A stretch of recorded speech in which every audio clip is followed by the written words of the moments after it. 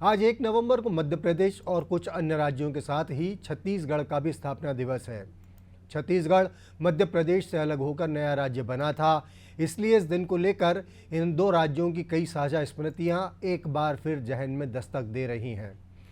छत्तीसगढ़ बनने का निर्णय होने के साथ ही कांग्रेस के भीतर जो घमासान मचा, वह पद और कद की लड़ाई के कई नए एपिसोड रच गया। सबसे बड़ा झगड़ा मुख्यमंत्री पद को लेकर रहा। राज्य के पहले मुख्यमंत्री के रूप में अजीत जोगी के लिए मामला आसान नहीं रहा।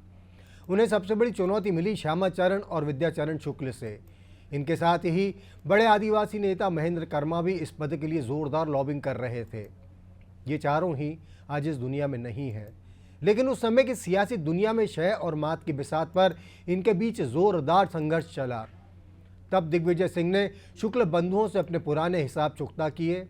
दिग्विजय ही दिल्ली दरबार में अपने असर का इस्तेमाल कर जोगी को मुख्यमंत्री बनाने में सफल हो गए।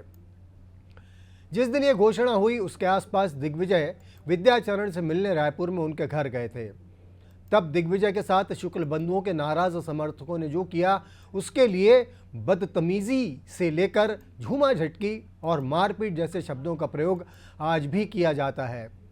सीएम बनने के बाद जोगी ने सबसे पहला बड़ा काम करते हुए भाजपा विधायक दल को बुरी तरह से तोड़ दिया।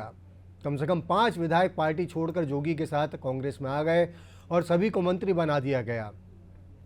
कार्यकाल पूरा होने के बाद जोगी की सरकार चुनाव हार गई, लेकिन जोगी ने हार नहीं मानी।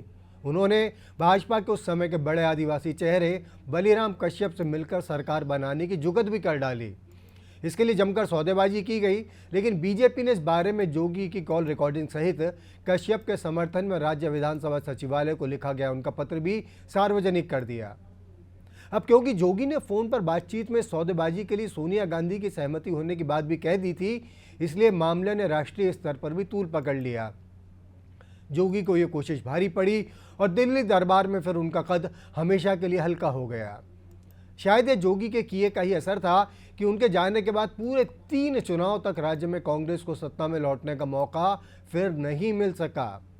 बहरहाल अब छत्तीसगढ़ इन सारे अध्यायों की धूल झाड़ पोंछ कर आगे बढ़ चला है। इस राज्य की प्रगति और खुशहाली की कामना के साथ अतीत की यादों को यहीं विश्राम देते हैं। नमस्कार।